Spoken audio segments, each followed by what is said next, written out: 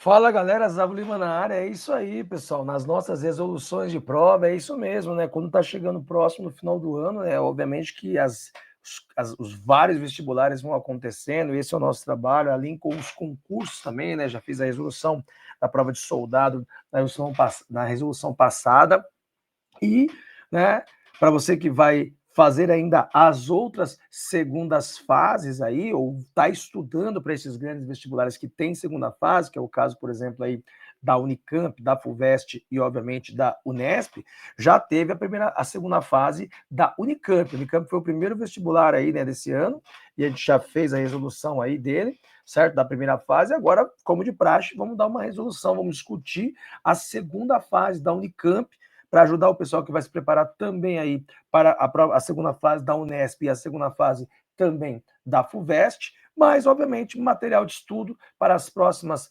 provas, né?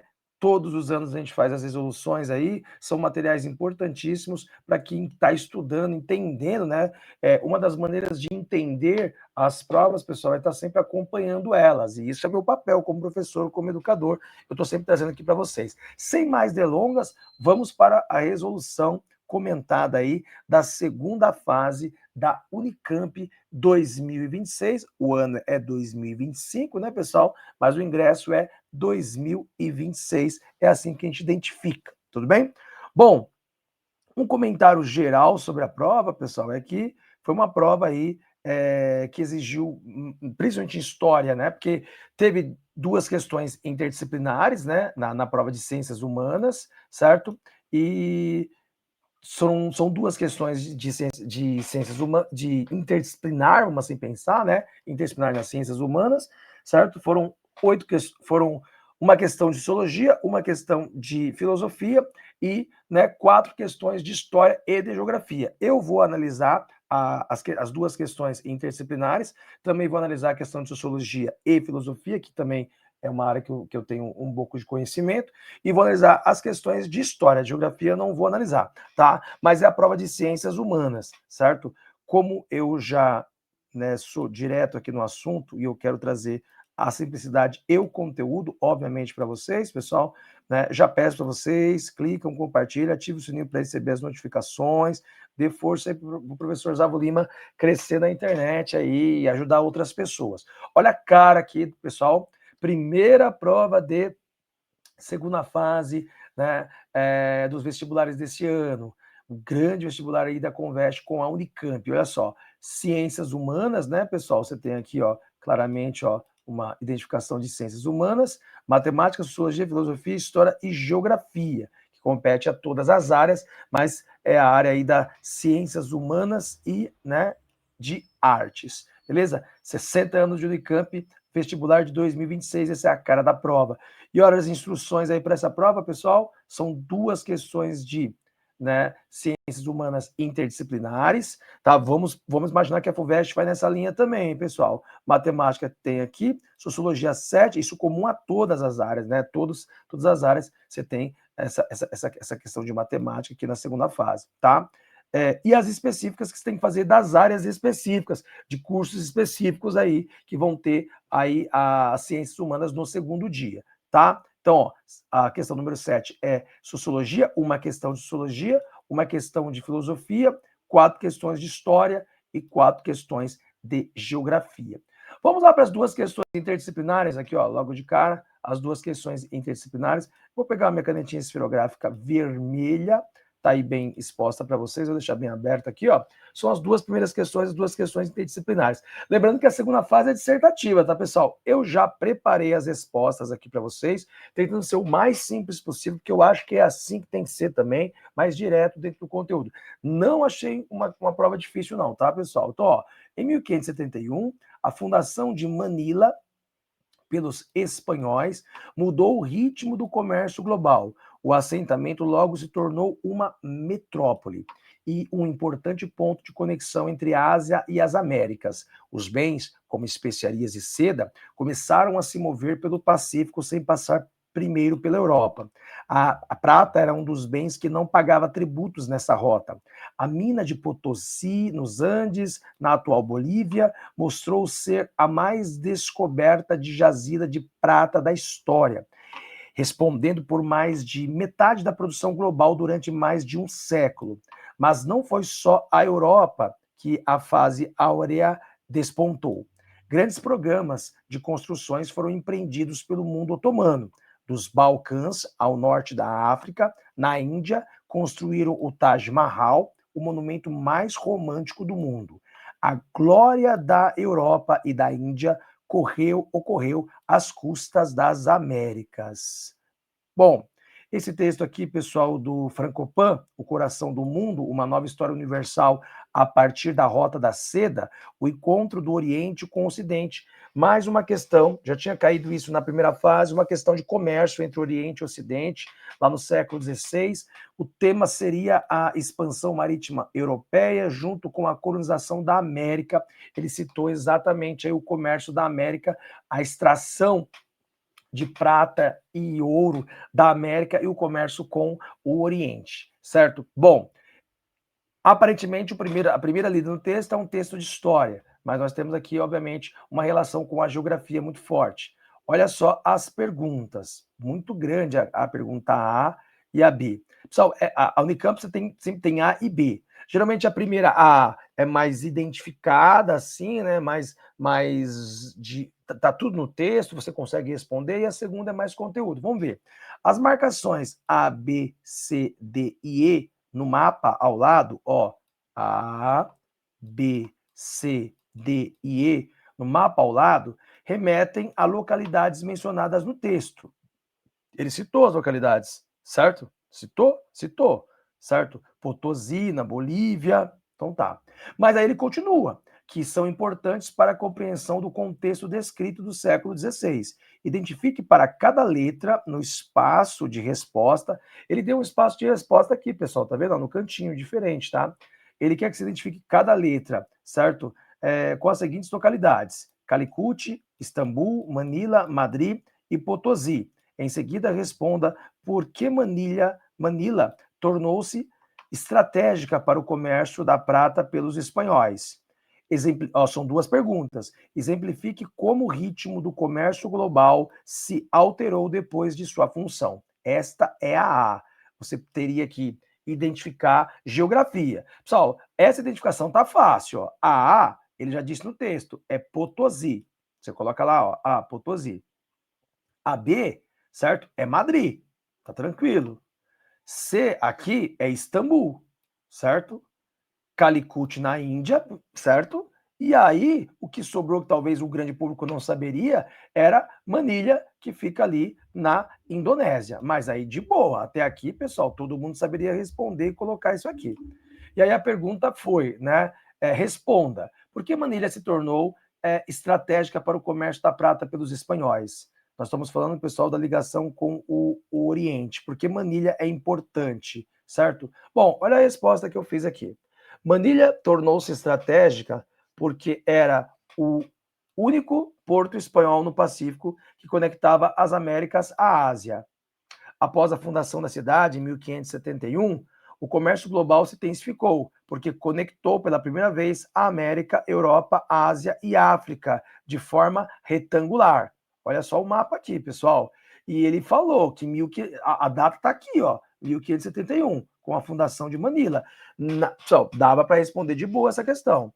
E aí eu continuei, certo? Isso respondendo a A ainda. A A perguntou aqui assim, ó em seguida, responda por que Manilha tornou-se estratégica para o comércio da prata pelos espanhóis, certo? Isso seria a resposta da A. E ele perguntou ainda. Aí eu coloquei, ó, Manilha tornou-se estratégica porque era o único porto espanhol no Pacífico que conectava as Américas à Ásia. Após a fundação da cidade em 1571, o comércio global se intensificou, porque conectou pela primeira vez a América, Europa, Ásia e África de forma retangular. A prata americana passou a chegar rapidamente à China pelo Pacífico, aumentando o volume de trocas comerciais e criando um mercado mundial entre todos os continentes de maneira contínua.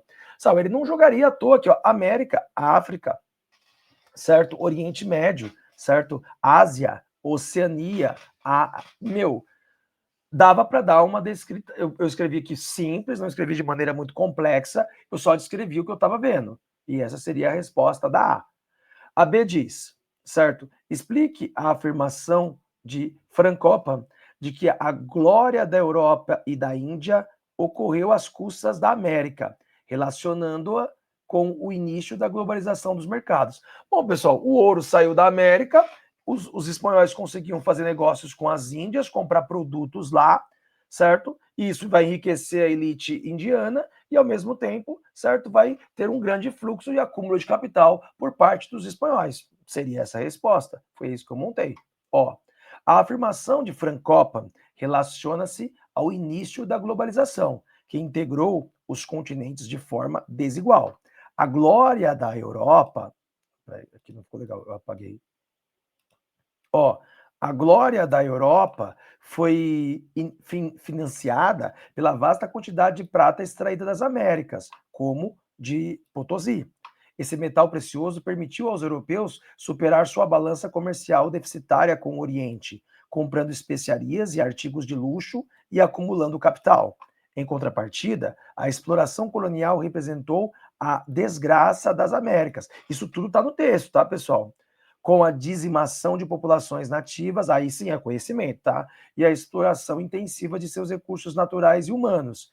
Esse processo estabeleceu um sistema em que a Europa se consolidava como centro econômico à custa da exploração de suas colônias, inaugurando um padrão de dependência que marcaria as relações internacionais nos séculos seguintes. Aí um pouquinho de conhecimento, certo? Conhecimento que você sabe quais foram as consequências. Quando ele usa o termo aqui, pessoal, a glória da Europa às custas da América, é toda a exploração que a América sofreu por parte dos europeus e isso gerando esse comércio, né, principalmente dos espanhóis, com o Oriente. Foi esta mecanização. A B um pouco mais complexa, mas dava para responder. Boa questão, uma questão interdisciplinar, história e geografia, beleza? O tema aí explorado, obviamente, geografia, né, globalização, comércio na Idade Moderna, e, obviamente, né, que é a expansão marítima e a exploração da América. Excelente questão, achei muito boa essa questão. E aí, a questão número 2, bem longa, né? Então, aqui, ó, 2, diz assim: o Brasil enfrenta novo cenário de violência em instituições de ensino, marcada por escalada nos casos de agressão na comunidade escolar e pelos ataques a essas instituições. Ó, bem a minha área, sou professor de escola, pessoal, sei muito bem disso, né? Dados da Secretaria de Educação de São Paulo mostram que entre 2019 e 2023, o número de ocorrências relacionadas ao sofrimento psíquico de alunos da rede estadual pulou de 117 para 3,1 mil. São dados importantes, hein? Outros dados referentes a essa violência são apresentados nos gráficos ao lado. E aí ele deu gráficos aqui ao lado. Pessoal, violência no ambiente escolar. Reparem aqui, ó, né, que entre 2013 até 2019 foi uma crescente, mas com um pico principalmente entre 17, 18 e 19, ó, o crescimento aqui, certo? Teve uma queda em 2020 e 2021, por que isso, pessoal? Por causa da pandemia, obviamente, né? E aí, um grande salto entre 22 e 23. Por quê? Bom, vamos agora tentar saber disso. Ataques às escolas no Brasil. Veja que entre 2022 e 2023, olha só o pico de ataques, pessoal. De 2 em 2021, 0 em 2020, de novo, por causa da pandemia. Foi para 10 em 2022, 15 em 2023 e caiu para 2 em 2024. Então tá. Violência escolar aumenta nos últimos 10 anos no Brasil. Bom, isso aqui é uma questão de sociologia puramente, obviamente que pode estar relacionado também com geografia, mas sociologia, geografia, tá? Então vamos ver. O crescimento, e atualidades também, né, pessoal? O crescimento de 117 para 3 mil casos de sofrimento psíquico nas escolas paulistas entre 2019 e 2023, certo? Aponta para a existência de um problema a ser discutido pela sociedade. Cite e explique 2 exemplos de sofrimento psíquico entre estudantes no ambiente escolar. Ó, aí, né, a interdisciplinaridade com a biologia, né, com a ciência, com conhecimento geral também, né, pessoal? Boa questão, boa questão. A gente consegue identificar esses 2 casos de problemas psíquicos, cara, do crescimento de 117 para 3 mil casos de sofrimento psíquico entre 2019 e 2023? Bom, vamos responder essa. Eu fiz aqui a questão, ó. O crescimento do sofrimento psíquico entre 2019 e 2023 está diretamente ligado aos impactos da pandemia da Covid-19.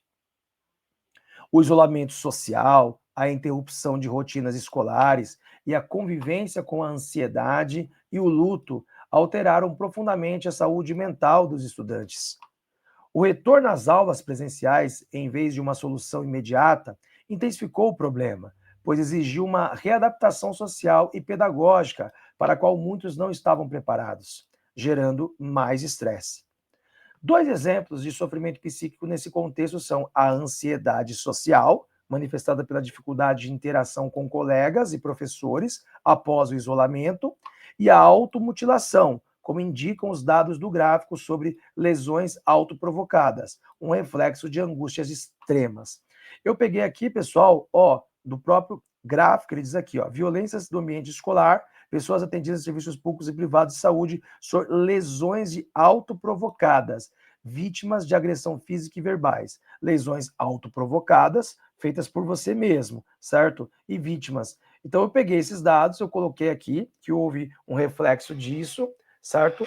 E montei esta resposta. Repare que eu consegui responder as duas questões. Primeiro era explicar esse crescimento de 117 para 3 mil casos de sofrimento psíquico nas escolas públicas. Eu liguei com a ideia da pandemia e depois com a volta às aulas, o isolamento e também com a questão, obviamente, da ansiedade e do convívio. Estamos falando de adolescentes, jovens que têm tantas preocupações quanto nós adultos, né? E aí, obviamente, que eu depois coloquei, ele pede para explicar dois exemplos, eu coloquei o transtorno de ansiedade social e também a ideia do isolamento gerando automutilação, certo? Por quê? Porque eu levei em consideração, quando ele coloca aqui, lesões autoprovocadas, aí eu pensei, puxa, fica legal falar sobre essa ideia de automutilação. E aí era uma maneira de poder, então, discutir esses dois, né, que ele pede aqui, dois sofrimentos psíquicos, né, entre estudantes.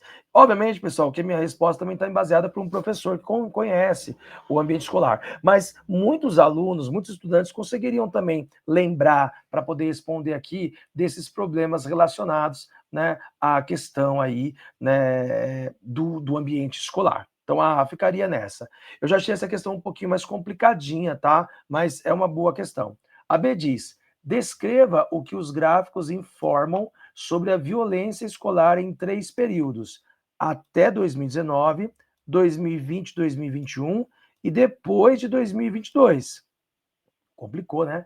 O que aconteceu no Brasil nos mesmos períodos, em seguida relacione os processos sociais e políticos e a evolução dos números apresentados. Pesado é saber, certo? Bom, ele nos chama a atenção para alguns pontos específicos do gráfico, certo? Que informam a violência nas escolas. Muito boa essa questão, mas pesada para quem não soubesse articular. É uma questão de sociologia bastante clara. Você vê, pessoal, que, né, ele pede para você identificar até 2019. Até 2019, era poucos casos, certo, de violência nas escolas. Quando tem 4 casos em 2019. Aí depois de 2020, 2021, esses casos caem, certo? Porque a gente sabe, é a pandemia. E depois eles voltam a acontecer. E ele pede para relacionar isso com as questões políticas do momento. Excelente questão, o nível altíssimo. Eu achei ela uma questão difícil, tá, pessoal? Olha a resposta que eu montei e tentei ser o mais direto possível. Os gráficos revelam 3 momentos distintos da violência escolar. Até 2019, havia um crescimento gradual da violência interpessoal, indicando um problema crônico. Então você via ali, né, pessoal? Havia, né? Mas ainda não marcado por ataques planejados. No período de 2020 e 2021, os números despencaram, consequência direta do fechamento das escolas durante a pandemia, que reduziu as interações presenciais. A partir de 2022, ocorre uma eclosão de casos de violência e, de forma inédita, um surto de ataques planejados. Lembra que a gente viu vários casos, pessoal, falando sobre isso, os caras ameaçando atacar as escolas e tudo mais, com discursos de ódio. É essa aqui que vai ser o ponto da gente poder ter uma boa resposta. Essa evolução se relaciona a processos sociais e políticos como a difícil readaptação pós-pandemia, o agravamento da saúde mental de jovens e a intensificação da polarização política e do discurso de ódio em ambientes virtuais, que podem ter fomentado a radicalização e o planejamento de ataques. Então, a gente viu, né, nessa história recente do país, pessoal, esses ataques planejados, né, e com vinculações políticas claras, até mesmo relacionados a sites neonazistas. Então, eu achei essa questão um pouco difícil, né, mas daria para responder, mas eu tentei explicar tudo que ele perguntou. Ele pediu para você fazer, relacionar os processos sociais e políticos à evolução do número apresentados, questionando esses 3 momentos. Boa questão, as 2 questões interdisciplinares mostrou o alto nível da Unicamp. Beleza, pessoal? Bom, vamos agora avaliar as questões de sociologia e história. A questão número 7 é uma questão de sociologia. Eu achei a questão de sociologia mais simples, até de boa de responder, não precisava ter grandes articulações com grandes nomes, dava para pensar simples e respondê-la de uma maneira simples. Ele deu 2 textos. O texto 1 diz: desigualdade consiste em uma relação entre pessoas ou conjunto de pessoas na qual a interação gera maiores vantagens para uns do que para outros. Ela resulta do controle desigual sobre recursos que produzem valor. São 2 os seus principais mecanismos geradores. Desigualdade, aqui o texto está explicando a origem de um tipo de desigualdade. A exploração, quando pessoas que controlam um recurso recrutam o esforço de outras na produção de valor por meio deste recurso, mas excluem essas outras do valor total adicionado pelo esforço delas. É a exploração da mais-valia do Marx, claramente aqui do capitalismo, né? E aí você tem a monopolização de oportunidades, restrição do uso de recursos que produzem valor aos membros de um grupo específico. Então, obviamente, a restrição do uso de recursos pode ser também recursos financeiros e também recursos intelectuais, certo? Por exemplo, a monopolização, obviamente, dos estudos, por exemplo. Isso é o texto 1, tá? Tinha que ler com calma e entendê-lo, certo? E aí vem o texto 2, onde é gráfico. Pessoal, texto é gráfico, tá? Gráfico é um texto. Probabilidade das crianças da parcela mais pobre da população quando adultas. Ó, probabilidade. Estar entre os 10 mais ricos é muito pouco. Você nasceu pobre, está entre os 10 mais ricos, essa porcentagem é muito pouca. Estar entre os 25 mais ricos também é uma possibilidade baixa. Estar entre os 50 mais pobres, aí a probabilidade se mantém, certo? 66%. E ter um percentil relativo a 10% maior que a dos pais. Ó, crescimento possível, seja que você tenha a oportunidade de estar melhor que os seus pais, sair do quadro deles. Bom, interessante esse gráfico, interessante o texto. E aí vem as 2 perguntas. A partir da leitura do texto 1 e da análise dos dados do texto 2, responda aos itens A e B. A. Defina a desigualdade e justifique por que exploração e monopolização de oportunidades são consideradas mecanismos geradores de desigualdades. Ele pede para você explicar por que exploração e monopolização de oportunidades são consideradas mecanismos geradores de desigualdade. Pessoal, não precisava citar grandes sociólogos agora, você precisava só explicar esta ideia aqui, que está relacionada à própria explicação do texto. Ele explicou o que significa exploração e monopolização de oportunidades. E aí a gente vai tentar montar uma resposta que contemple isso. Bom, aqui é a resposta que eu montei. A desigualdade, segundo o texto, é justificada como resultado de 2 mecanismos principais: a exploração e a monopolização de oportunidades. A exploração ocorre quando um grupo controla um recurso e se apropria do valor gerado pelo trabalho de outros que utilizam esse recurso. A monopolização de oportunidades, por sua vez, consiste na restrição do acesso a recursos valiosos por parte de um grupo específico. Até aqui eu usei o próprio texto. Agora eu vou e dou uma relação, porque ele pede aqui para você considerar os mecanismos. Aí eu vou considerar. São ambos considerados mecanismos geradores de desigualdade, porque criam e perpetuam uma distribuição assimétrica, né? Assimétrica de poder e riqueza, certo?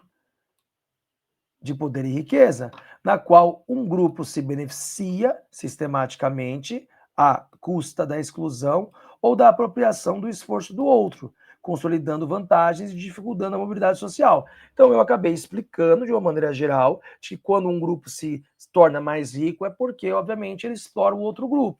E o outro grupo monopoliza os recursos por conta dos outros não terem acesso.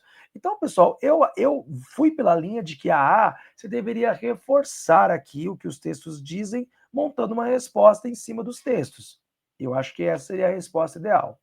E a B pergunta o seguinte: identifique 2 efeitos da exploração e 2 da monopolização de oportunidades nos dados apresentados no gráfico.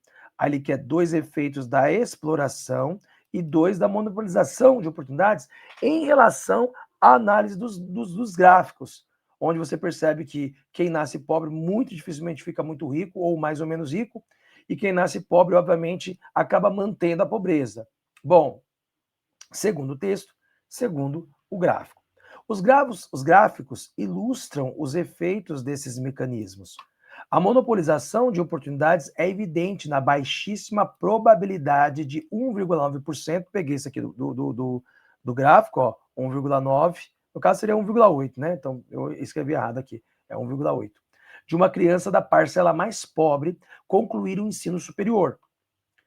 Acesso à educação superior, um recurso fundamental para a ascensão social, é claramente restrito, mantendo os privilégios concentrados nos grupos mais ricos. A exploração se reflete na alta probabilidade, 66,6%, peguei aqui, ó, 66,6%, de uma criança pobre permanecer entre os 50% mais pobres na vida adulta. Então, isso aqui mostra, pessoal, que eles vão continuar pobres.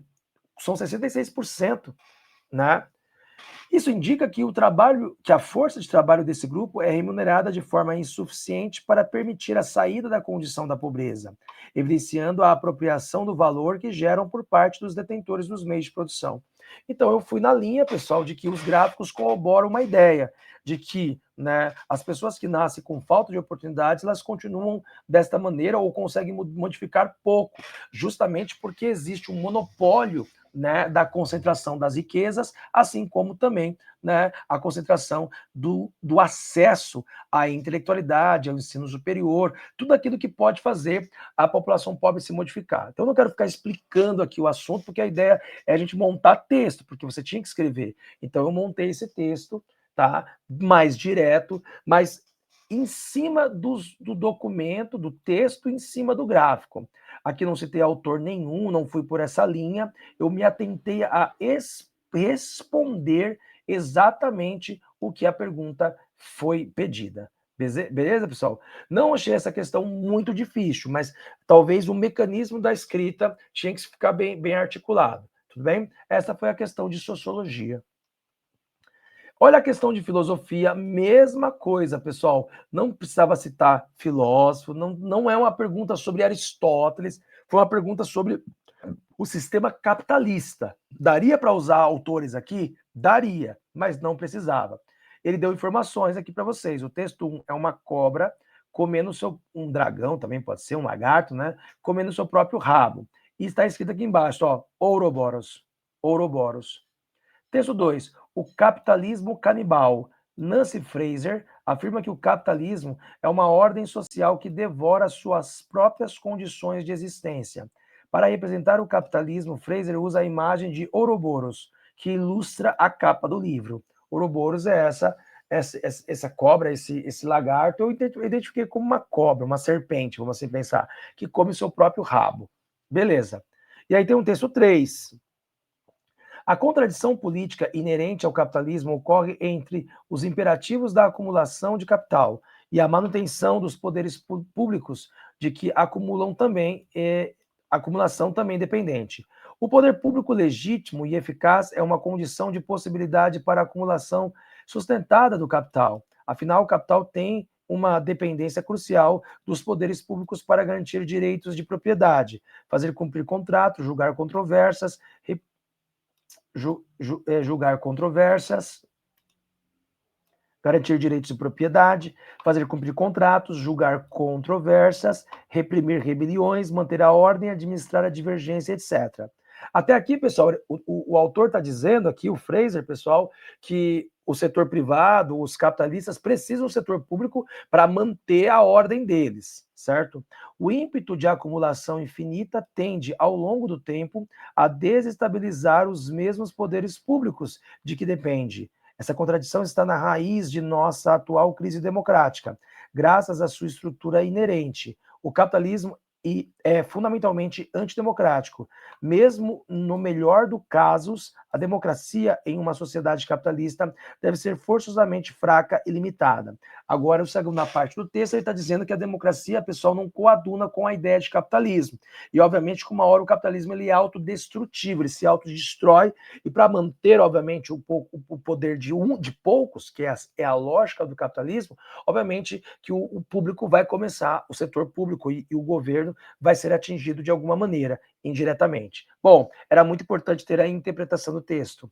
Texto 1, texto 2, texto 3. Beleza. Considerando os textos 1, 2 e 3, responda. Não tinha como você não considerar os textos, você tinha que considerar. A diz, explique por que Nancy Fraser escolhe Ouroboros para representar o capitalismo. Na sua resposta, relacione a imagem, o título Capitalismo Canibal e o trecho que aponta para a autodestruição do sistema. Caramba, pessoal, ele quer que você cite coisas que você leu no texto e que você relacione os 3 textos para responder por que Nancy Fraser escolhe o Ouroboros para representar o capitalismo, isso pensando nas leituras do texto. Muito boa questão. Não é muito difícil, mas muito boa. Então, eu coloquei aqui uma resposta ideal na A, pessoal. Nancy Fraser escolhe o Ouroboros, a serpente que devora a própria cauda, como uma poderosa metáfora para o seu conceito de capitalismo canibal. A imagem simboliza um sistema que, em sua busca incessante por acumulação, consome suas próprias condições de existência, tornando-se autodestrutivo. Assim como o Ouroboros se alimenta de si mesmo, o capitalismo devora as bases que o sustentam, como a natureza, o trabalho não pago e o poder público. O título Capitalismo Canibal e a afirmação de que o sistema devora suas próprias condições de existência reforçam a ideia de um ciclo vicioso de autodestruição, perfeitamente representado pela imagem da serpente. Desculpa. Então, pessoal, nós temos a ideia de que eu simplesmente peguei todos os comandos que ele me deu aqui na pergunta e fui respondendo uma a uma. Claro que interrelacionando com a pergunta central. Por que o autor escolheu o Ouroboros como a sua capa? É a serpente que se autodestrói. Beleza? Bom, essa é a resposta da A. A B diz, segundo Fraser, em que consiste a contradição do capitalismo e por que a autora afirma que o sistema é antidemocrático? Evidencie como essas duas teses estão conectadas. Bom, ele quer que você identifique isso no texto, ele quer que você identifique por que a autora pensa que o capitalismo é contraditório, e por que ele é antidemocrático, e ele quer que você evidencie isso com uma das teses, evidencie como essas duas teses estão conectadas. Eu achei geralmente assim, tá, pessoal? A Unicamp trabalha assim, né? A A, ela é mais análise dos textos, a B é uma correlação deles com uma reflexão sua. Vamos lá. O que eu escrevi? Segundo Fraser, a contradição central do capitalismo reside em sua dupla relação com o poder público. Ele depende do Estado para garantir a ordem, a propriedade e os contratos. Isso tudo está no texto, tá?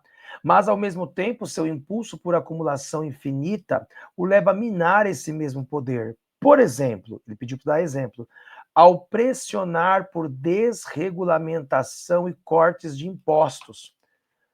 Esse processo é considerado antidemocrático, porque a lógica do capital se sobrepõe à vontade democrática. As decisões que afetam toda a sociedade acabam sendo ditadas pelos interesses do mercado e da acumulação, e não pelo debate público ou pela soberania popular. Dessa forma, mesmo em uma democracia, o poder do capital limita o alcance das decisões coletivas, tornando a democracia precária e limitada. Ou seja, pessoal, o capitalismo ele quer regulamentação, ele quer tudo que beneficie ele, mas ao mesmo tempo ele não quer pagar mais impostos, e a falta de impostos vai acabar, então, prejudicando as pessoas mais pobres, mais vulneráveis. Onde que está a democracia aí? Não tem democracia. A democracia só existe para o capitalismo, segundo essa nossa análise, se beneficia ele. Foi isso que eu tentei articular nessa resposta B. Beleza? Boa questão. Muito boa essa questão. Questão de filosofia, tá? Bom, agora nós vamos, né, entrar numa sequência de questões de história. Então, a 9, a 10, a 11, a 12 e a 13, né, são de história. 9, 10, 11, 12 e 13. Então, foram 5 questões de história. Deixa eu confirmar se é isso mesmo. 12 e 13. Exatamente. 9, 10, 11, 12, 13. 5 questões de história. Muito bom. Vamos lá. Vamos lá. Ó, questão 9, certo? O açúcar era uma das especiarias mais preciosas e luxuosas da Europa pré-moderna. Há séculos já era processado e refinado a partir da cana da Índia, no Oriente Médio e na Europa Meridional, sob o domínio árabe. No Mediterrâneo, os venezianos difundiram seu cultivo no século XII, consumido como remédio e ingrediente culinário. O açúcar era a presença marcante nos banquetes aristocráticos europeus. Na época moderna, a demanda pela especiaria cresceu ainda mais, impulsionada pelo seu uso para adoçar bebidas recém-introduzidas, como o café e o chocolate. Com a colonização do Novo Mundo, no caso a América, pessoal, a produção de açúcar e o seu comércio expandiram-se intensamente, como uma das principais commodities do Atlântico do século XVII. E elemento central de um sistema de trocas que vinculava a Europa, a África e as Américas. A partir do século XIX, o produto ficou relativamente barato em todo o mundo. Então, o texto mostrou uma dinâmica aqui clara, de que ele dividiu em 3 partes, dizendo que o açúcar era uma especiaria cara, mas foi barateada a partir do momento que foi produzida na América e se tornou um produto global. Isso a partir aí das relações comerciais entre Europa, África e América. Isso é a síntese do texto. A partir do texto, então, você tinha que levar em consideração o texto, tá? Responda os itens A e B. A. Aponte um uso dado ao açúcar e o seu respectivo significado social no período moderno e um uso de seu significado social no contexto contemporâneo. Então, ele quer, né, um uso do açúcar no seu respectivo contexto social do período moderno e no período atual, contemporâneo. Vamos pensar nisso? Segundo o próprio texto, pessoal, tem elementos ali para a gente responder. Então, ó, eu vou aqui dar uma ideia. Ó. A A diz, eu coloquei na A. No período moderno, o açúcar deixou de ser apenas um remédio ou especiaria exótica para se tornar um produto de consumo em massa na Europa. Isso está no texto. Seu significado social e econômico se transformou radicalmente. O consumo de açúcar, inicialmente restrito às elites, popularizou-se com a adição a bebidas como o café e o chá, tornando-se um símbolo de status. E, posteriormente, uma fonte, eu coloquei fonte, tá? Uma fonte de calorias baratas para a classe trabalhadora. Isso eu peguei do texto, pessoal.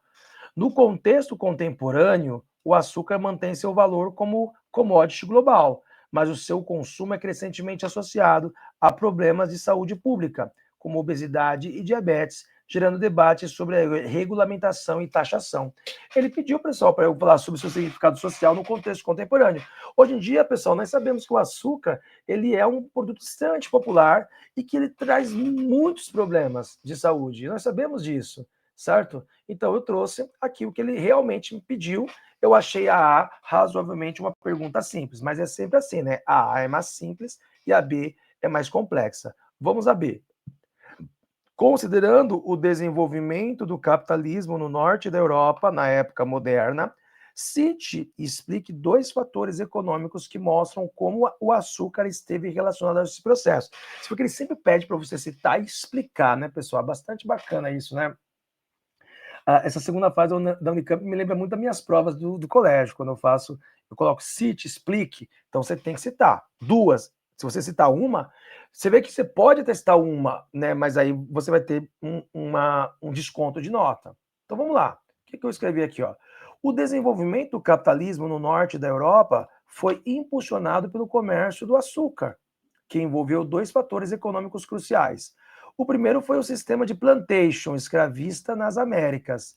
A produção em larga escala de cana-de-açúcar dependia do trabalho forçado de milhões de africanos escravizados, uma mão de obra extremamente barata que garantia lucros exorbitantes. O segundo fator foi o comércio triangular no Atlântico, que conectava a Europa, a África e a América. Navios europeus levavam manufaturas para a África, trocavam por escravos, que eram vendidos nas Américas para trabalhar nas plantações, e retornavam à Europa carregados de açúcar e outros produtos coloniais, gerando um ciclo de acumulação capital. Então, eu falei aqui exatamente o que ele queria, tá? Explicar dois fatores econômicos que mostram o açúcar nesse processo. Eu acho que essa aqui não estava tão difícil, é o mais conhecido, né? Pela a linha, eu achei bem legal essa questão, porque foi na linha da história econômica.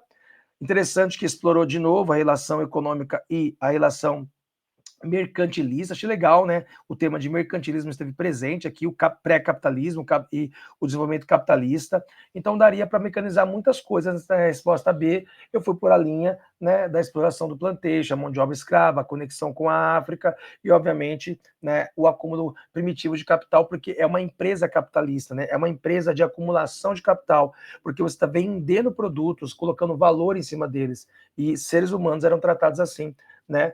Pelos europeus no sentido da utilização do seu trabalho.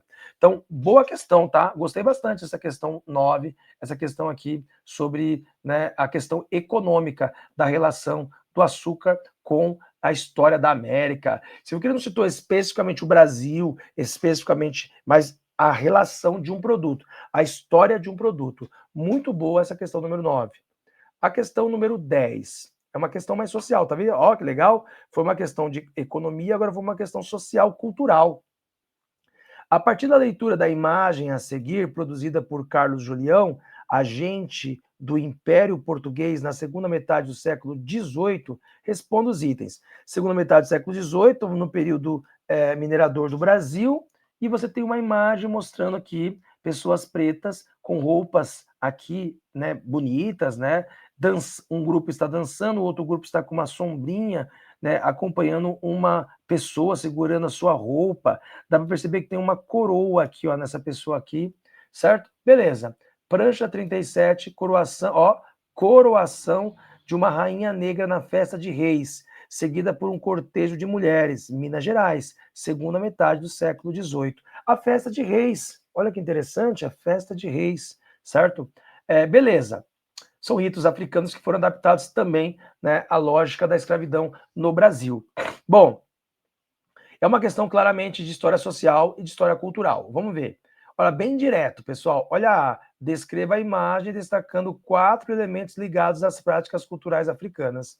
Bom, é uma descrição de imagem e você vai relacionar essa descrição com elementos ligados às práticas de cultura africana. Vamos lá, o que eu escrevi? Ó, a imagem retrata a coroação de uma rainha negra na festa de Reis, e nela podemos destacar 4 elementos ligados às práticas culturais africanas ressignificadas na colônia.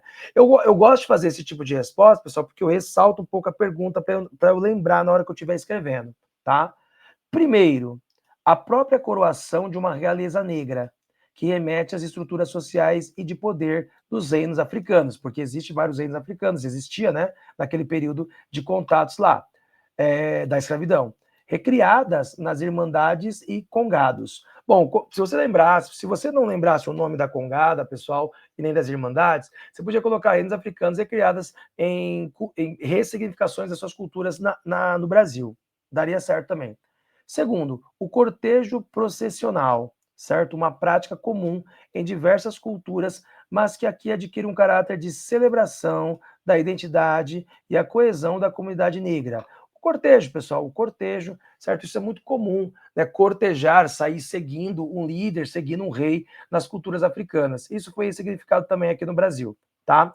Terceiro, as vestimentas e adereços, como o guarda-sol sobre a rainha, um símbolo de nobreza em várias culturas da África Ocidental. Ou seja, pessoal, ali está claramente mostrando, né? Isso você vê também até mesmo no Egito Antigo, no reino de Daomé, no reino de Angola, no Império do Congo, né? No reino do Congo, no Império do Mali. São reis. E se você lembrasse que havia uma lógica de nobreza neles, a utilização da sombrinha para demonstrar essa ideia de nobreza, certo? E os trajes padronizados do secto. Secto, pessoal, é quem está seguindo, tá? São trajes padronizados.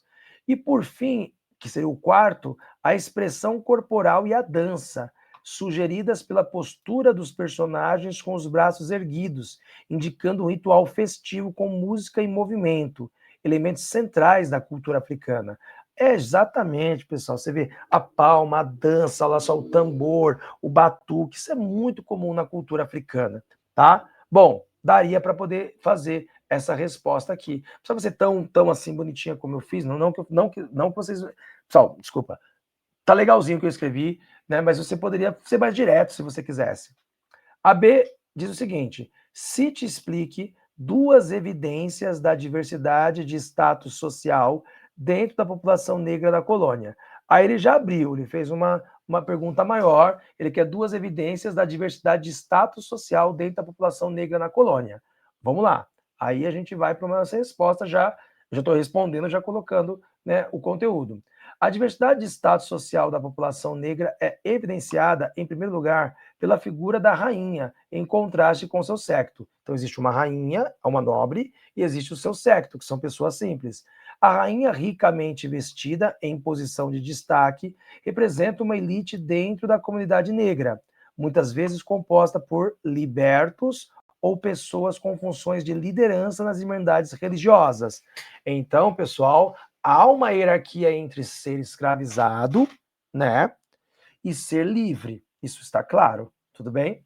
Em segundo lugar, a própria existência de reis e rainhas do Congo, eleitos no contexto das festas de reis e das irmandades, como a de Nossa Senhora do Rosário, evidencia uma hierarquia interna.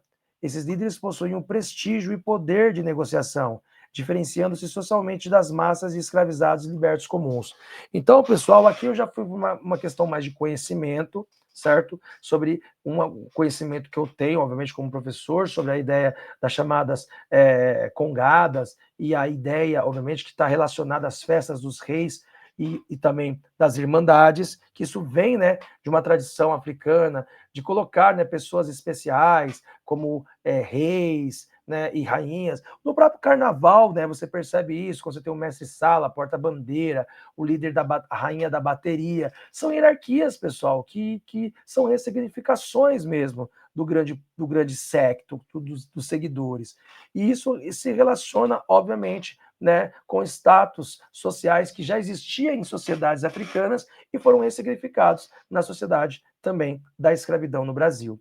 Eu não achei muito fácil essa B, certo? Nem todo mundo teria, né, como condições de explicar bem essas questões, mas, certo?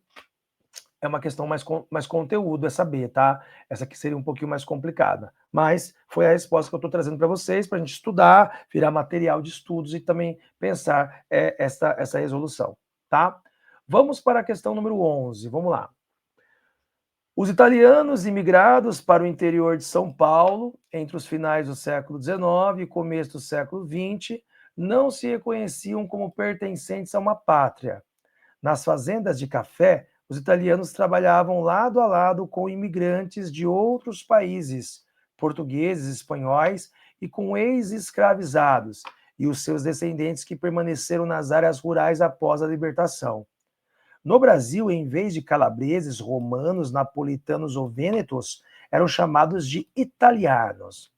Do outro lado do Atlântico, a unificação italiana ocorreu pouco antes da grande imigração para o Brasil. Até então, a Itália era composta por vários reinos, com sistemas monetários e políticos próprios.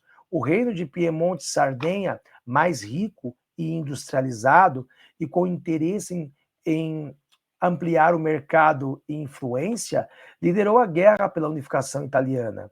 Apesar do reino da Itália ter nascido em 1861, O processo só foi concluído após os conflitos que resultaram na anexação de Veneza em 1866 e Roma em 1870, e bem depois Trento e Trieste em 1918, depois da Primeira Guerra Mundial.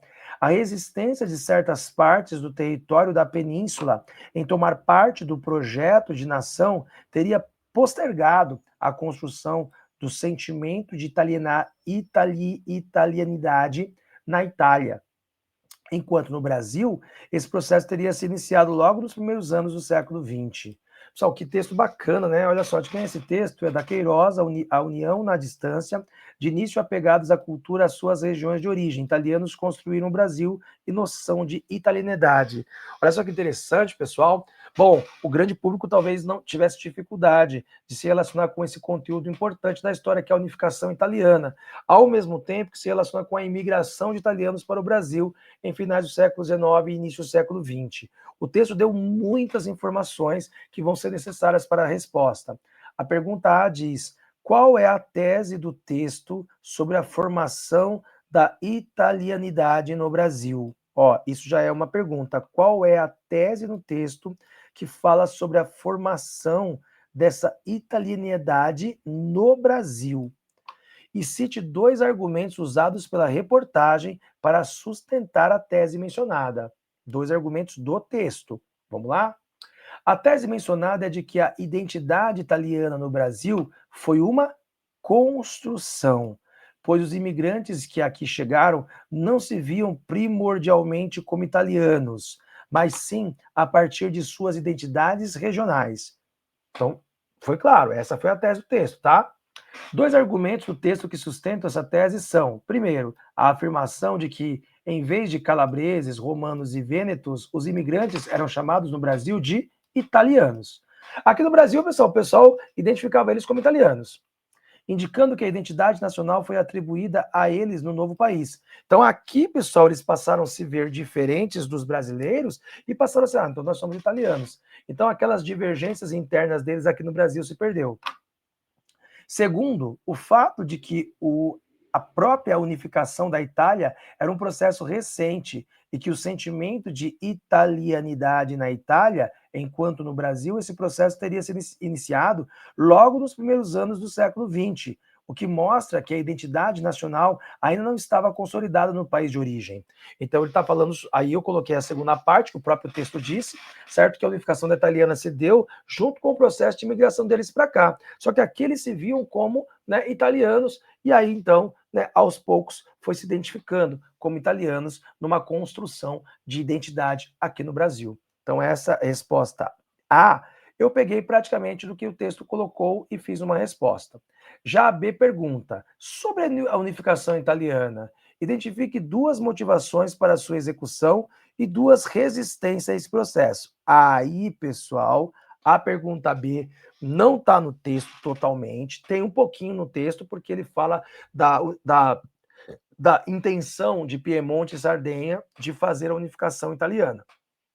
Isso, mas é uma questão conteúdo. Quem sabia sobre a história da unificação italiana, aliás, tem vídeo aqui completo no nosso canal falando sobre a unificação da Itália e da Espanha e da Alemanha, daria para responder. Vamos ver?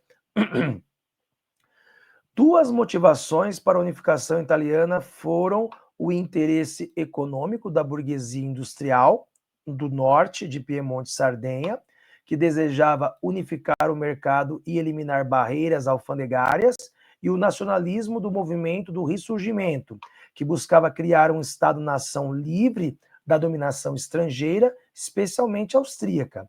2 resistências ao processo foram o poder da Igreja católica, que se opunha a perder o controle sobre os estados papais, isso virou a questão romana, e os fortes regionalismos, especialmente no sul, que existiam a hegemonia política e econômica do norte mais industrializado. Pessoal, aqui eu fui no mais clássico sobre o assunto, que foi a resistência da Igreja Católica, que não queria unificação, as diferenças entre norte e sul, e, obviamente, o interesse econômico de Piemonte e Sardenha, né? E, obviamente, eu citei aqui porque eu tenho conhecimento, mas se você não lembrasse, né, o nome do movimento, chamado de Ressurgimento, certo? Você poderia colocar apenas que era o nacionalismo italiano, né, que estava querendo fazer a unificação.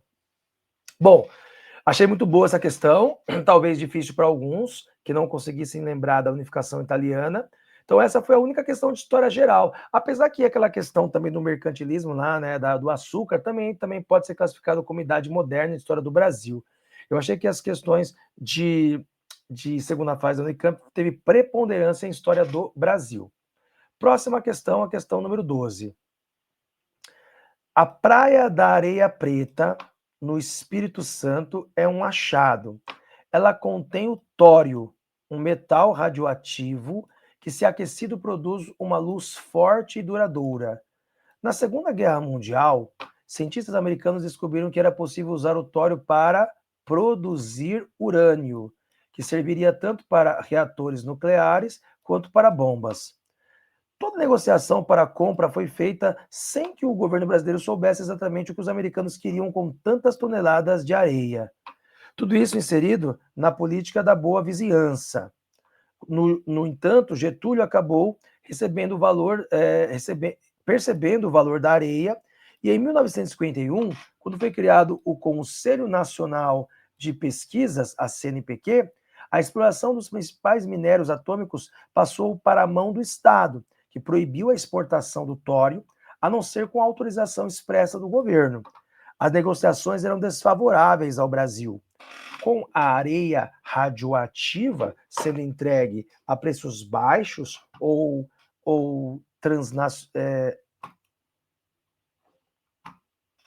parou de funcionar aqui o meu mouse. Com areia radioativa sendo entregue a preços baixos ou transnacionada por produtos de valor muito menor, o país até tentou exportar o tório já beneficiado por usinas locais, como forma de garantir mais lucros. A partir dessa atitude do governo brasileiro, os Estados Unidos passaram a taxar o metal em 33%. Olha o Trump de novo aí, eita, sempre tem um Trump.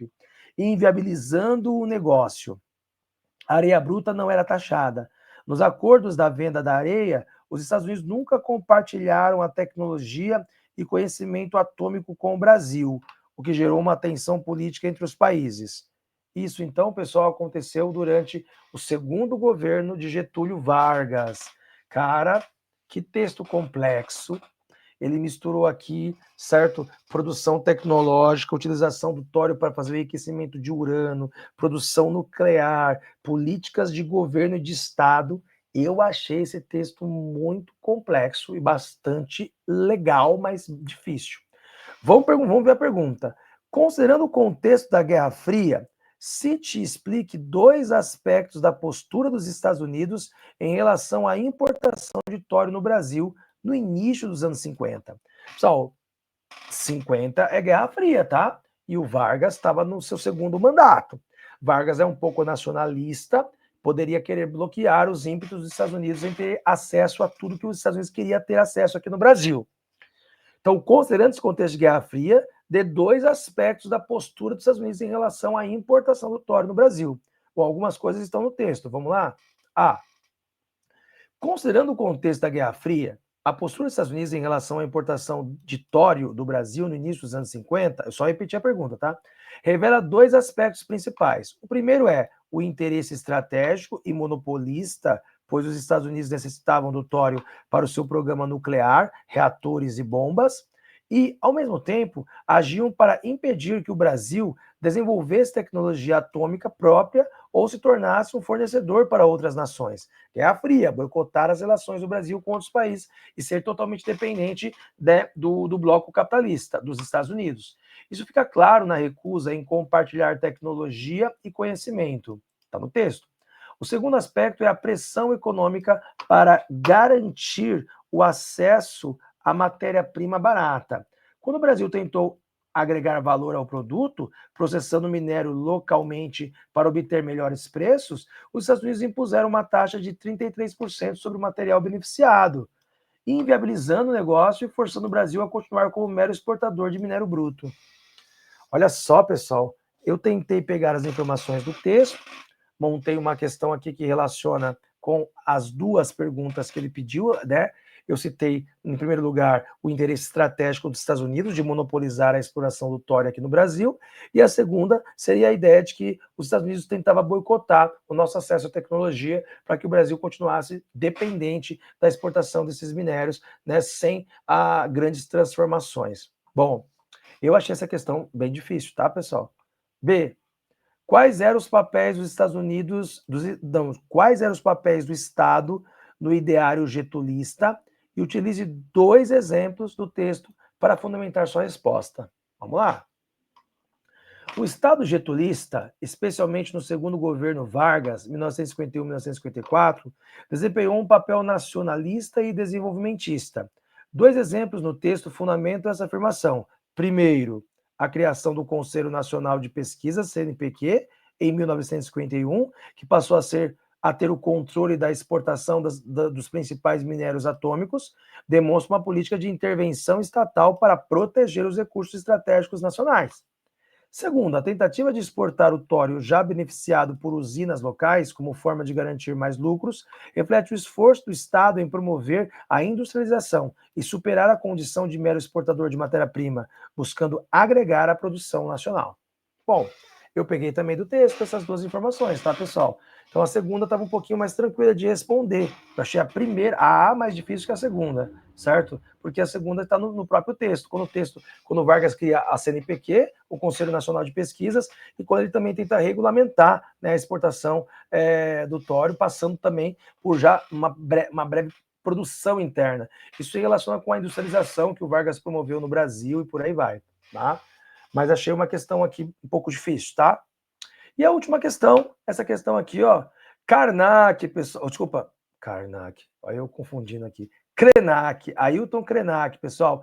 Caiu no Enem, caiu na Unicamp na primeira fase, e agora, de novo, o Ailton Krenak, né? Filósofo indígena muito importante, certo? Aqui na prova da Unicamp. O discurso adaptado de Ailton Krenak em defesa dos direitos dos indígenas, proferido em 4 de setembro de 1987, e acompanhado do gesto de pintar o seu rosto preto. Cara, essa cena é icônica, é muito famosa, já passei várias vezes na escola essa cena, ele pintando o rosto e falando, né, pessoal, sobre a ideia da nossa Constituição, certo? Esse discurso em defesa dos direitos indígenas, que estava já, né, na carta, que vai sair na Carta Constitucional de 1988, né, naquela efervescência das discussões da Assembleia Constituinte, é famosíssimo esse discurso, para quem estuda, obviamente, né? Olha só o discurso dele. Senhor presidente, senhores constituintes, venho manifestar indignação pelas insistentes agressões que o povo indígena tem indiretamente sofrido pela falsa polêmica que se estabelece em torno dos direitos fundamentais do povo indígena e que visam atingir gravemente os direitos fundamentais de nosso povo.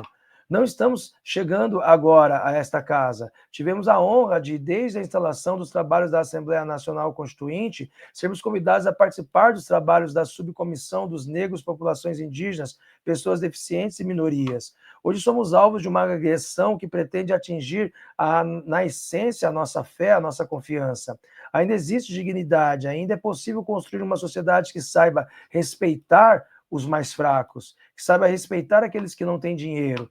Mesmo assim, mantém uma campanha incessante de difamação, um povo que sempre viveu a revelia de todas as riquezas, um povo que habita casas cobertas de palhas, que dorme em esteiras no chão, não deve ser de forma nenhuma contra os interesses do Brasil, ou que coloque em risco qualquer desenvolvimento. O povo indígena tem regado com sangue cada hectare dos 8 milhões de quilômetros do Brasil. Que discurso fabuloso, pessoal. Puxa, isso aqui, a Unicamp colocou isso na prova. Um discurso fantástico aqui, certo? Bom, vamos lá. A partir da leitura do discurso, responda os itens A e B. Questão indígena, história indígena no Brasil, relação com Constituição, direitos. Eu achei uma questão fantástica. Como o Krenak apresenta a questão da demarcação territorial e de cidadania indígena no processo da Constituinte? Pessoal, ele está no texto. Né? Vamos pegar elementos do texto. Ó. A. Ailton Krenak apresenta a questão da demarcação territorial e da cidadania indígena como indissociáveis e como um direito fundamental que estava sob grave ameaça no processo da Constituinte.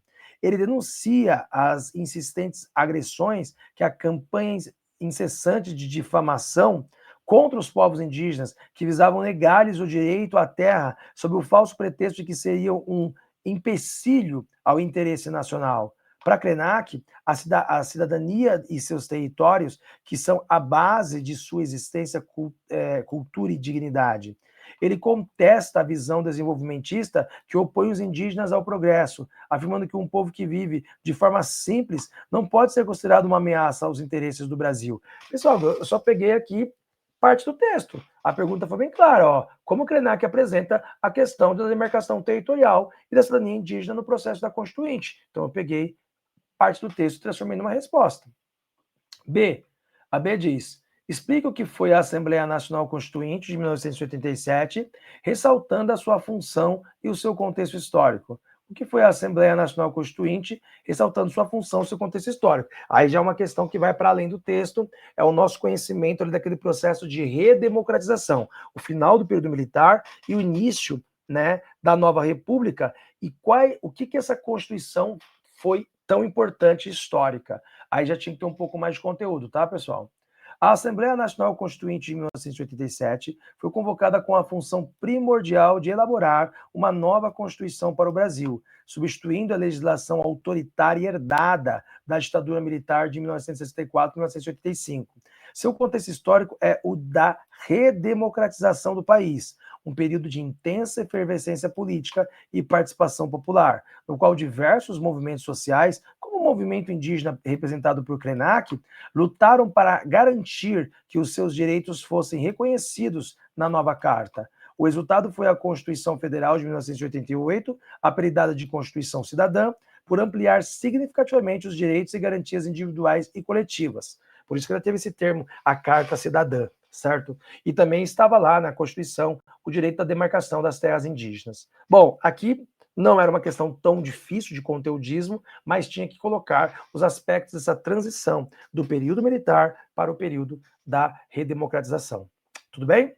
Bom, pessoal, eu não falo que a Unicamp ela é complexa, ela não é facílima, mas ela prioriza o senso crítico, a análise. Então eu percebi, pessoal, que para responder essa prova de segunda fase da Unicamp, você tinha que se atentar muito bem aos textos, analisá-los com calmas, tirar elementos deles para fazer a resposta e, obviamente, saber escrever direto, porque se você ficasse escrevendo muito, você poderia se perder nesta ideia, tá? Isso foi o segundo dia, né, de segunda fase da prova da Unicamp.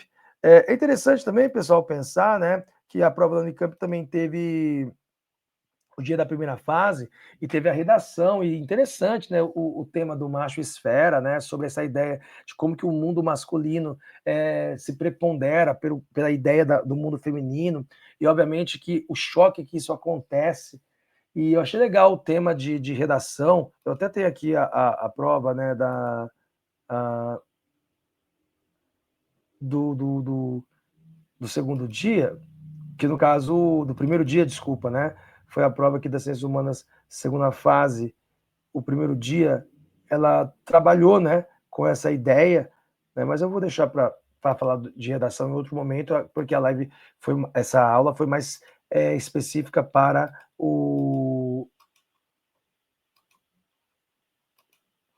falar sobre as ciências humanas. Mas é interessante também sobre a questão da CLT, né, do largamento da CLT, também perdas de direito, como que essa geração hoje nova vê. Então, pessoal, a gente está estudando, a gente está vendo, o mundo está passando na nossa frente, a gente está analisando, nós somos esse complexo, e a intelectualidade ela é bonita, como diz Paulo Freire, ela é estética.